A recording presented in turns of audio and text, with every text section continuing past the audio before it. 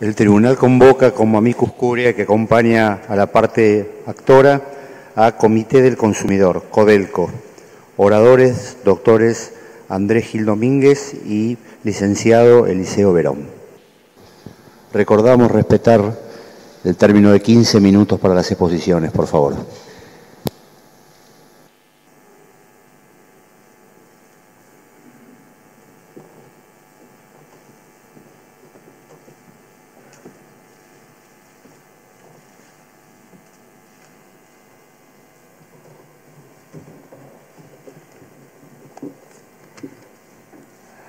Buenos días. Me permito, en primer lugar, saludar respetuosamente al señor presidente y a los demás miembros de la Corte Suprema. Mi nombre es Eliseo Verón y en los 7 minutos que tengo quisiera evocar dos, digamos, campos de problemas que me parece que son esenciales en una reflexión y en una discusión que intente llegar a ciertas decisiones importantes sobre políticas públicas relativas a los medios. Dos grandes campos de problemas. Uno me parece que es el histórico.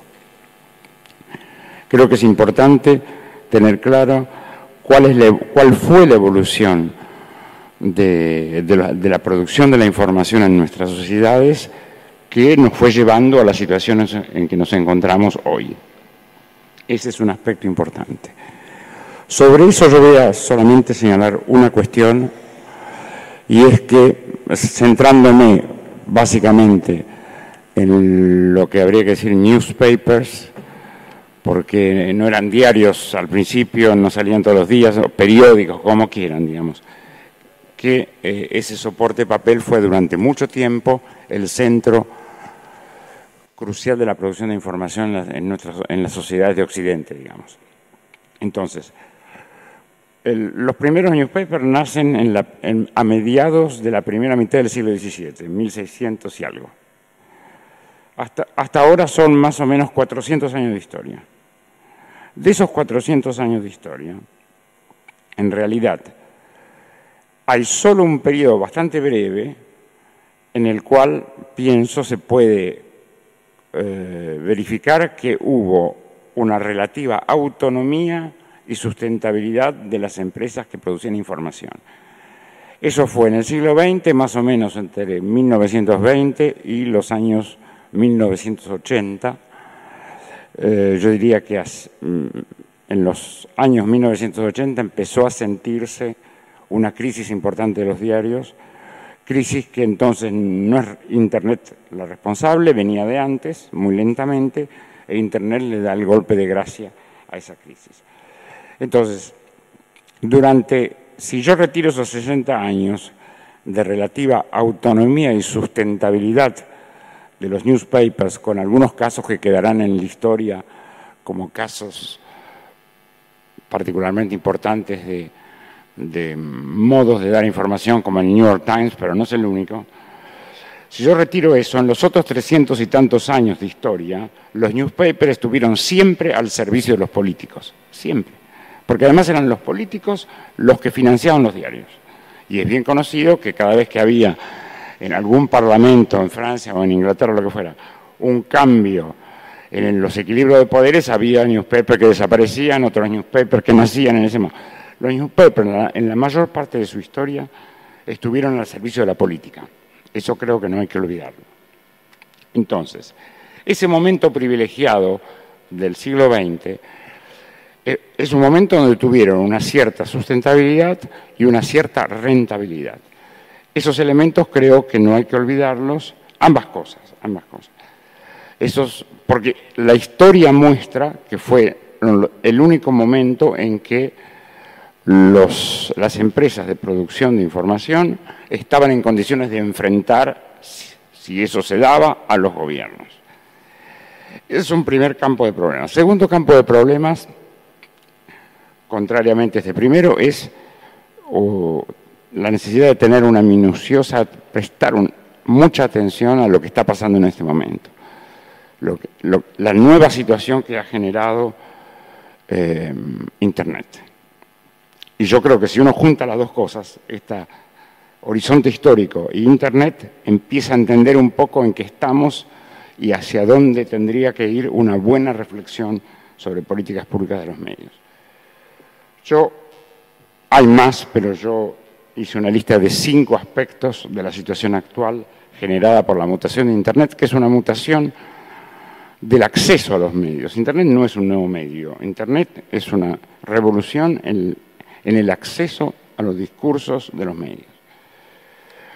En primer lugar, las condiciones tradicionales de ese siglo XX de constitución de las audiencias, es decir, audiencias relativamente pasivas que esperaban consumir una información preprogramada, eso va a desaparecer.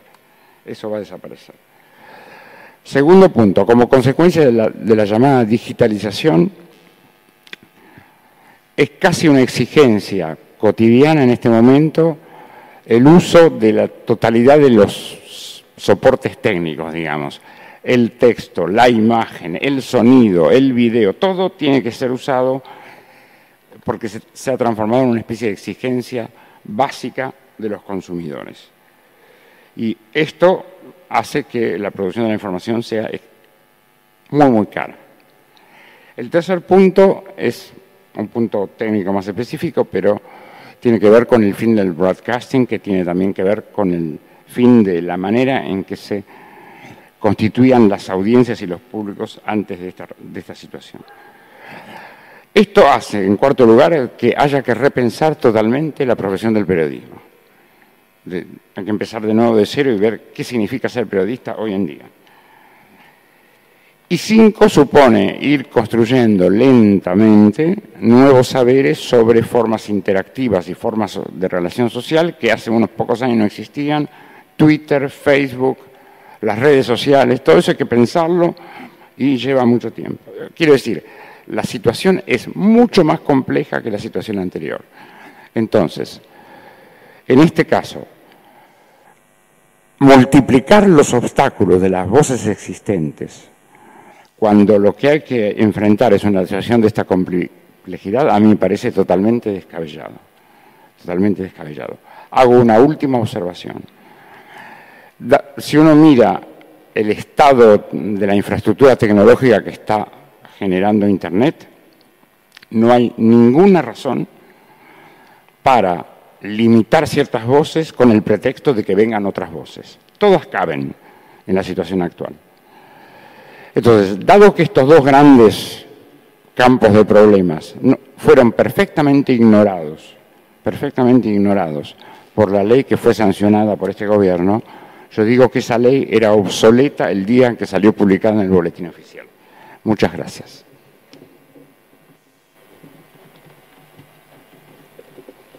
Buenos días, señor presidente. Buenos días, jueces y juezas de la Corte Suprema de Justicia.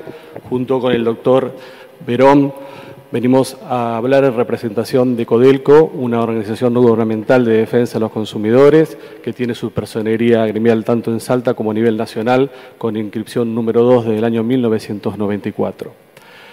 El artículo 41 de la Constitución Argentina establece claramente como contenido constitucional protegido el derecho que tienen todos los titulares, todos los consumidores titulares de acceder a bienes y servicios en una relación de consumo, pudiendo elegir esta oferta y estando garantizadas las condiciones dignas y equitativas de acceso. Este derecho a elegir genera que todas las normas regulatorias, en lo que hace al derecho a elegir, a optar por bienes y servicios, tengan que garantizar la mayor oferta posible al consumidor. Esto genera una presunción de inconstitucionalidad e inconvencionalidad de todas aquellas normas que intenten restringir el acceso de los consumidores a una oferta plural. Esta libertad de elección está basada fundamentalmente en la libertad de intimidad que nuestra Constitución regula históricamente, está basada en ese principio de autonomía en el que habló Carlos Nino, en esa mismidad o biografía en la que habló Germán Vidar Campos, y también en mucha de la jurisprudencia de esta Corte Suprema que últimamente se vio reflejada en el caso Arriola. Esta libertad de elegir se profundiza cuando estamos hablando de poder acceder a una relación de consumo muy especial, como es aquella que nos permite transmitir o nos permite generar expresión o acceso a la información. Especialmente cuando hablamos de Internet, donde los contenidos de Internet hoy nos permiten generar contenidos, no solamente acceder a la información.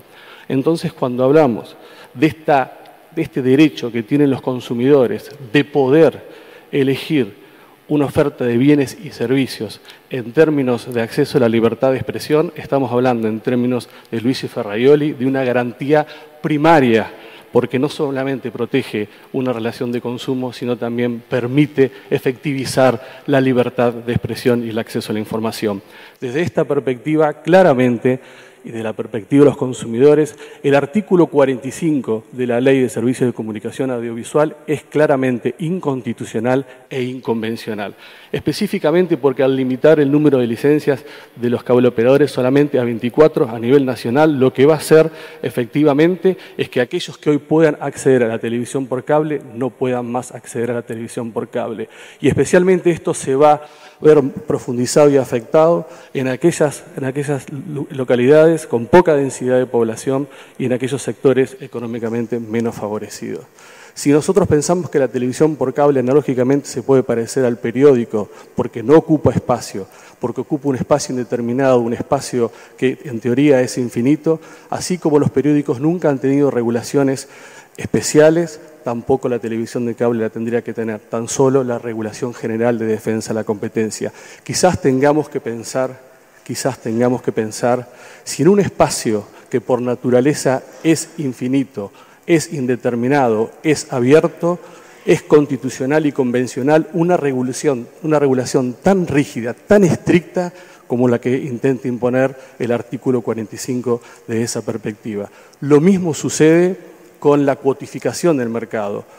Todas las normas que intentan regular los derechos de los usuarios y los consumidores, lo que tratan de garantizar es la oferta para que puedan acceder los usuarios y consumidores eligiendo al servicio o a los bienes y servicios que quieren. Es la primera vez que se establece una cuotificación, que lo que se limita es la capacidad de los usuarios y consumidores de poder elegir y se establece un 35% para ello. Acá habría que preguntarse, ¿qué diferencia hay entre el consumidor del 35% y el consumidor del 35,1%? ¿Por qué esa persona no puede acceder al mismo servicio que ese 35%? ¿Cuáles son las razones? Y esto se profundiza y se complejiza si pensamos que la elección del consumidor está basado en la idea, la impronta, la ideología o la forma de emitir las noticias, la información, la expresión que tiene ese 35% o al cual puede acceder ese 35%.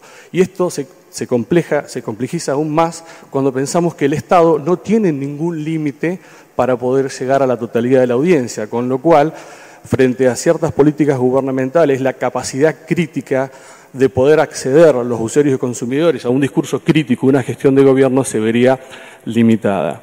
También esto repercute directamente sobre la imposibilidad de acceso a Internet. Sin televisión por cable, seguramente vamos a estar en una situación en donde aquellos que por el cable podían acceder a Internet no van a poder acceder. Y de esta manera tenemos que pensar que hay una situación en donde supuestamente la vulneración de los derechos de los usuarios y consumidores a elegir tampoco ha sido paliada por políticas oficiales, porque el discurso ficcional del gobierno ha tratado de construir supuestamente alternativas a lo que eran a la pluralidad de voces, pero lo que fue el concurso de televisión digital no pudo ser desarrollado y hoy ha fenecido. Con lo cual, también nos vemos en una tercera imposibilidad o una tercera preocupación y violación del derecho a elegir de los consumidores.